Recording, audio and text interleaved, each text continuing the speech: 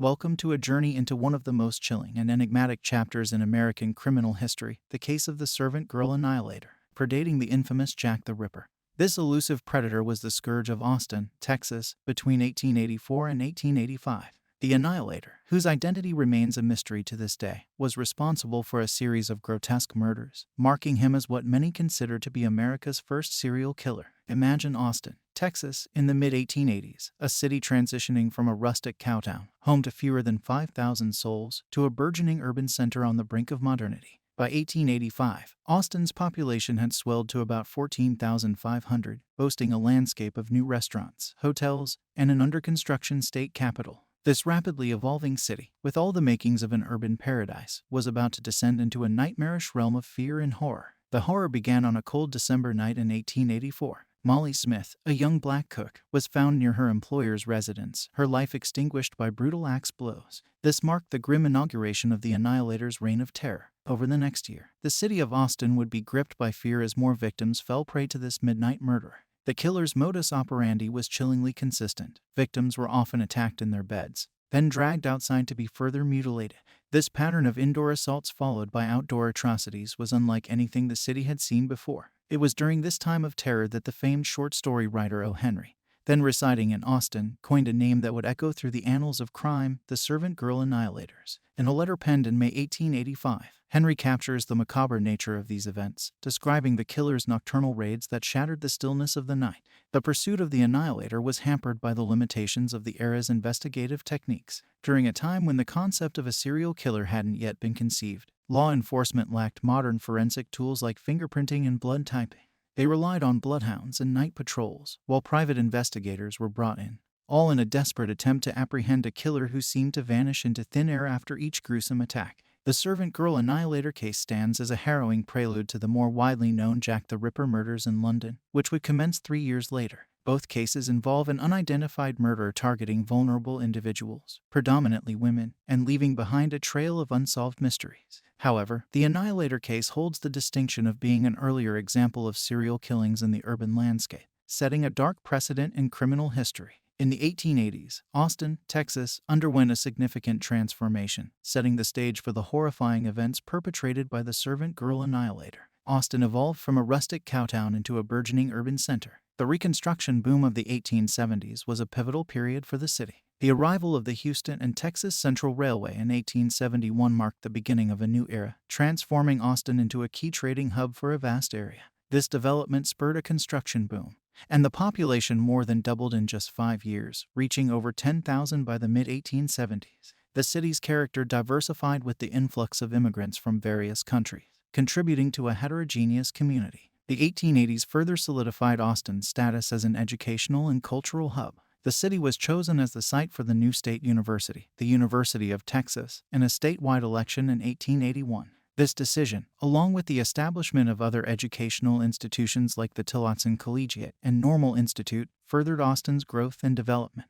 The University of Texas held its first classes in 1883, symbolizing Austin's commitment to education and culture. This period of rapid growth and urban development set the background for the tragic events that unfolded with the emergence of the servant girl Annihilator. The city's transformation from a quiet cowtown to a lively urban center, while a sign of progress, also unwittingly provided the perfect setting for a predator to strike, exploiting the city's growing pains and the lack of modern law enforcement techniques. Austin's evolution in the 1880s is thus an integral part of understanding the context in which these horrifying events occurred. The servant girl Annihilator's reign of terror in Austin, Texas, between late 1884 and Christmas Eve 1885, remains one of the most chilling unsolved mysteries in American history. This elusive figure was responsible for the deaths of 8 people, striking fear into the heart of a city on the cusp of modernity. The killer's first known victim was Molly Smith, a young black cook. Her brutalized body, discovered in December 1884, bore the horrific signature that would become associated with the Annihilator: a gaping axe wound to the head, alongside multiple stab wounds. This murder set a pattern. Subsequent victims, including another black cook, Eliza Shelley, and a servant named Irene Cross, were similarly attacked with an axe or knife, often in their own homes while they slept. As the killings continued, the brutality escalated.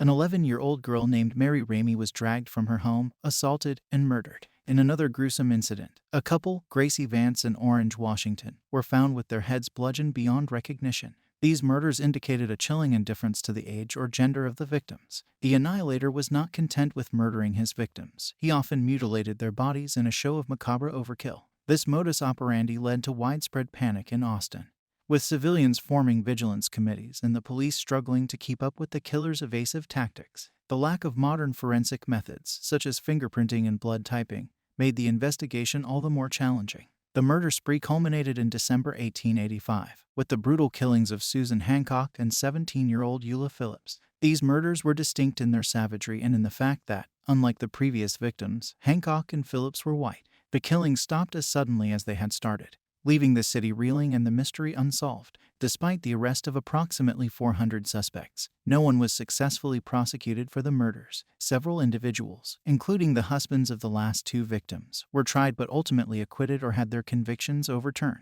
This lack of closure only added to the enduring mystery and horror of the case. The servant girl Annihilator's crimes, characterized by their brutal nature and the killer's ability to evade capture, left an indelible mark on Austin's history, creating a narrative as haunting as it is unsolved. Now we dive deep in case profiles of the servant girl Annihilator victims. 1. Molly Smith. Molly Smith, a 25-year-old black woman, worked as a cook and cleaner along with her husband, Walter Spencer. In late December 1884, Walter awoke to find himself wounded and discovered Molly's body near their outhouse. She had been viciously attacked with an axe, resulting in multiple stab wounds across her body. 2. Eliza Shelley. Eliza Shelley, another black cook, was found dead in May 1885.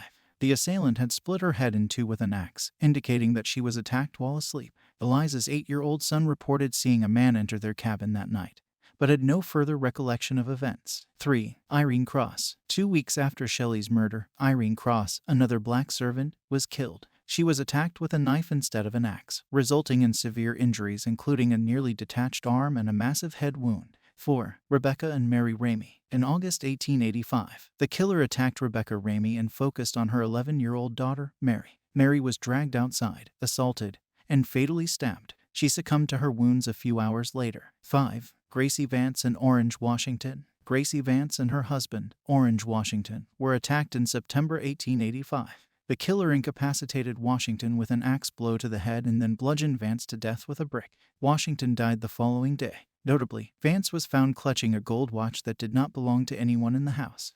6. Susan Hancock. On Christmas Eve 1885, Susan Hancock, described as one of the most refined ladies in Austin, was killed. Her husband was asleep in another room when she was taken from her bed and dragged outside. She was found with her head split open by a sharp metallic object. 7. Eula Phillips. Less than an hour after Hancock's death, Eula Phillips became the second white victim. She was found in an alleyway in a wealthy neighborhood, with her head bludgeoned and her body pinned down by heavy timber, indicating restraint during the attack. These detailed profiles of each victim highlight the horrific nature of the murders and the mysterious, elusive nature of the perpetrator. The case's unresolved status adds to its haunting legacy, leaving these stories as chilling reminders of a terror that once gripped Austin, Texas. The investigation into the horrific murders by the servant girl Annihilator in Austin, Texas, was a massive and challenging endeavor marked by a combination of desperation, fear, and the limitations of the time. Over the course of the year, the Austin police arrested approximately 400 men in connection with the murders. This extraordinary number of arrests reflected the immense pressure on law enforcement to find the perpetrator and the general climate of suspicion and fear that permeated the city. Despite these efforts, none of the arrests led to a successful conviction, highlighting the challenges faced by the police. Lack of effective investigative techniques. The investigation was significantly hampered by the lack of modern investigative techniques. At the time, the concept of a serial killer was not widely understood, and methods such as fingerprinting, blood typing, and psychological profiling were not yet developed. The police relied heavily on traditional methods of investigation, which proved largely ineffective against a killer who left few clues and no discernible pattern in choosing victims. Involvement of private investigators and bloodhounds. To aid the investigation, private investigators were brought in, and police utilized bloodhounds in an attempt to track the killer. Despite these efforts, the killer continued to evade capture. The use of dogs, while innovative for the time, did not yield the breakthroughs the police hoped for. Community response. The fear and urgency surrounding the case also led to the formation of vigilance committees by citizens, who patrolled the streets at night trying to protect their neighborhoods and potentially catch the killer. This response demonstrated the community's desperation and the prevailing sense of helplessness in the face of such an elusive and brutal murderer. Conclusion of the murders. Interestingly, the series of murders stopped when additional police officers were hired, and rewards were offered for information leading to the arrest of the killer. The sudden cessation of the murders led some to speculate that the killer might have fled the area, further adding to the mystery surrounding the case. The investigation into the servant girl Annihilator case remains a notable example of the challenges faced by law enforcement in an era before the advent of modern forensic science, and the societal impact such a series of crimes can have on a community. The eyewitness accounts of the servant girl Annihilator varied significantly. This inconsistency could be due to the lack of lighting at night, the swift nature of the attacks, or the differing perspectives of the witnesses. Some might have seen a fleeting shadow, others a more defined figure. This ambiguity in descriptions only added to the mystery. Considering the time period and the lack of forensic science, much of the investigation relied on eyewitness testimony, which can be notoriously unreliable. The fear and hysteria surrounding the murders might have influenced people's perceptions or even led to false sighting. One theory suggests a lone individual, perhaps highly skilled and knowledgeable about the area, committed these crimes. The consistent mo across the murders supports this idea. However, the brutality and range of the crimes have led some to speculate that a gang might have been responsible, especially given the varied descriptions of the suspect by eyewitnesses. The idea of an accomplice or accomplices comes from the complexity and riskiness of the crimes. An accomplice could have helped in planning, creating diversions, or even participating in the murders. This theory is bolstered by the occasional variance in the mo and the witness statements suggesting more than one person was seen at crime scene. There's a theory linking the Annihilator with other serial killers like Jack the Ripper, considering the timing and nature of the murders. Some speculate that the killer might have moved location, evolving their methods over time. The initial targeting of black female servants led some to believe the killer had a specific racial or gender motive. However, this pattern changed with the murders of white victims later, suggesting a shift in either motive or opportunity. Austin's rapid growth and the resulting social changes at the time might have played a role. The killer could have been someone familiar with the victims' routines or a transient individual who exploited the city's growth and lack of cohesive community surveillance. Modern criminal psychology might suggest the killer had a psychopathic or sadistic personality, driven by a need for control and domination, as evidenced by the overkill and brutality of the crimes. With the growing media attention, there's a possibility that some of the later murders were copycat crimes, committed by different individuals inspired by the initial killings. The 1880s lacked advanced forensic tools, making it extremely difficult to gather concrete evidence. The pervasive fear and hysteria could have led to misinformation and hindered the investigation. Approximately 400 arrests point to a scattergun approach by law enforcement, indicative of their desperation and lack of leads. Despite extensive investigations, the case remains unsolved. It's a haunting chapter in criminal history, reflecting not just on the criminal mind but also on societal and technological limitations of the time. Today, with advancements in forensic science and criminal psychology, there's a continued interest in revisiting such cases. While definitive answers might still elude us, modern methods offer new insights into understanding these historical crimes. In our journey through the chilling saga of the servant girl Annihilator, we now turn to a chapter clouded in controversy and confusion: the suspects and their trials. The city of Austin, still reeling from the horror of the murders, sought justice. But in an era predating modern forensic science, the pursuit of truth was a labyrinth of dead ends and shadows. Among the myriad of arrests, two names stood out, etched into the annals of this mystery: James Phillips and Moses Hancock. Both connected to the victims, both thrust into a legal maelstrom that highlighted the limitations and desperation of the times. James Phillips, husband to one of the final victims, Eula Phillips, faced the courtroom amidst a storm of public scrutiny. The evidence, circumstantial at best, hinged on the troubled waters of their marriage. Similarly, Moses Hancock, whose wife Susan was brutally murdered, found himself entangled in the web of suspicion. The absence of solid evidence against him mirrored the perplexing nature of the entire investigation. This is where the heart of the dilemma lay: concrete evidence, or rather, the lack thereof. In a time when forensic science was in its infancy, the trials leaned heavily on eyewitness accounts and societal biases, rather than physical proof. As the trials unfolded, they became spectacles of their own, with public opinion often overshadowing judicial process. The eventual acquittals and overturned convictions only served to deepen the mystery and public unrest. The suspects' trials in the servant girl Annihilator case open a window into the past, revealing not just the limitations of the time but also the enduring human desire for justice. A chapter closed with no convictions, leaving a shadow that lingers over Austin to this day. As the shadow of the servant girl Annihilator loomed over Austin, it cast a pall of fear and superstition, particularly within the African American community, which was disproportionately affected by these heinous crimes. In this chapter, we delve into how these murders stirred a cauldron of fear, beliefs, and the racial undercurrents of the time. The brutal nature of the murders and the seeming randomness of the attacks gave rise to a wave of superstition.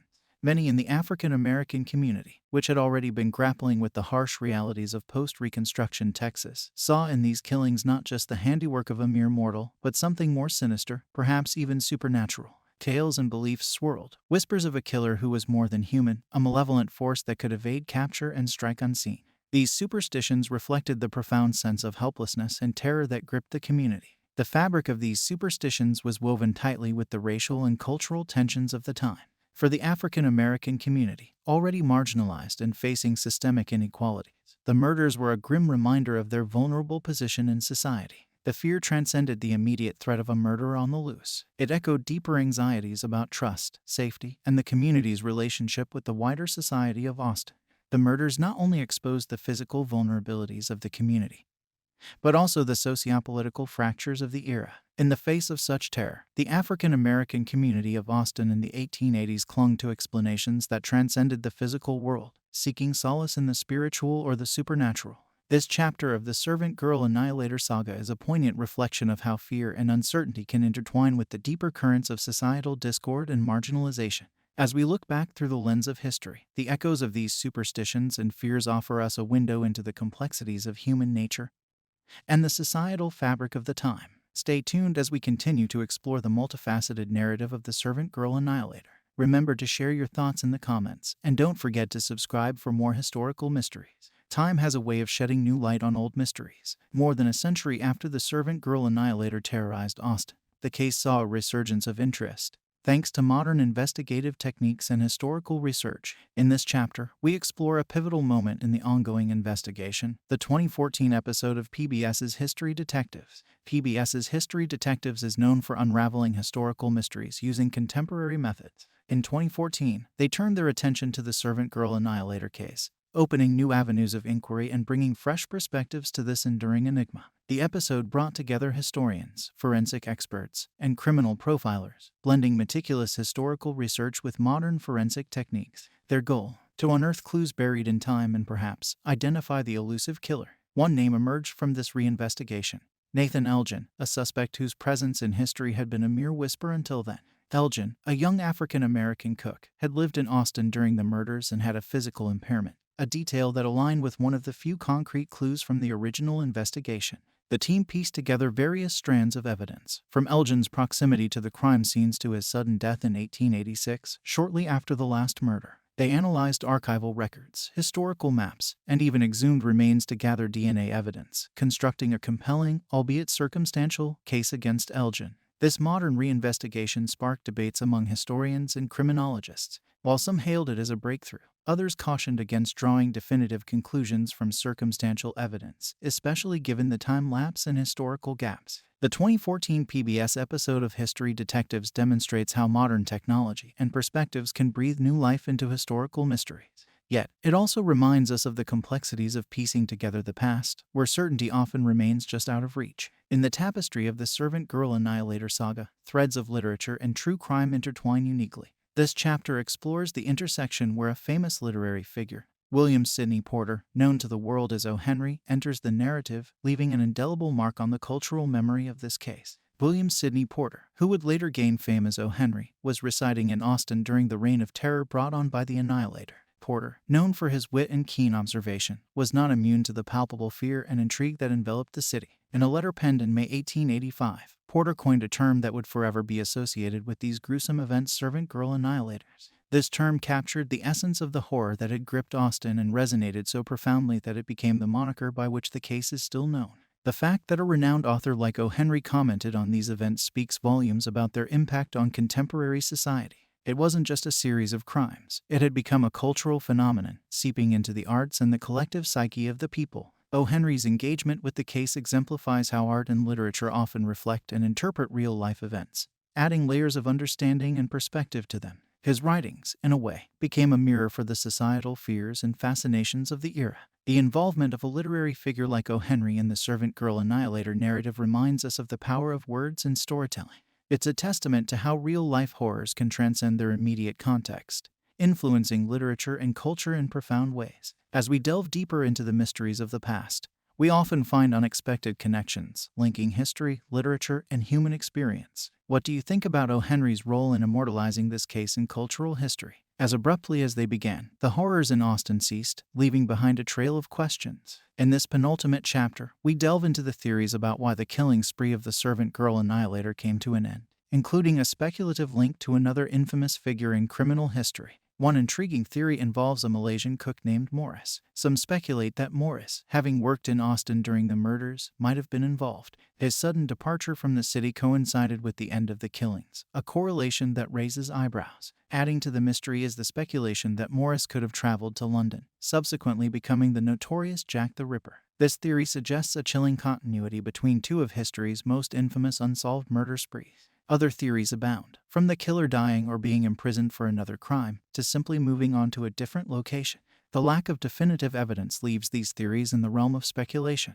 As we conclude our journey into the dark annals of the servant girl annihilator, we are left with an enigma that continues to intrigue and haunt. The case remains, to this day, an unsolved puzzle in American criminal history. Why does this case remain unsolved? Is it the limitations of the era's investigative techniques, the possible escape or death of the killer, or simply the passage of time eroding crucial evidence? The servant girl annihilator case holds a significant place in the annals of American crime. It predates the concept of a serial killer as understood today and presents a haunting precursor to later infamous cases like Jack the Ripper. This story, woven from fear, mystery, and the unyielding passage of time, reminds us of the complexities of criminal investigations and the enduring human quest to solve the unsolvable. Thank you for joining me on this deep dive into one of history's most baffling mysteries. What are your thoughts on the servant girl annihilator? Do you have a theory about who or what stopped the killings? Share your ideas in the comments below. And if you enjoyed this exploration, don't forget to like, share, and subscribe for more intriguing journeys into the past.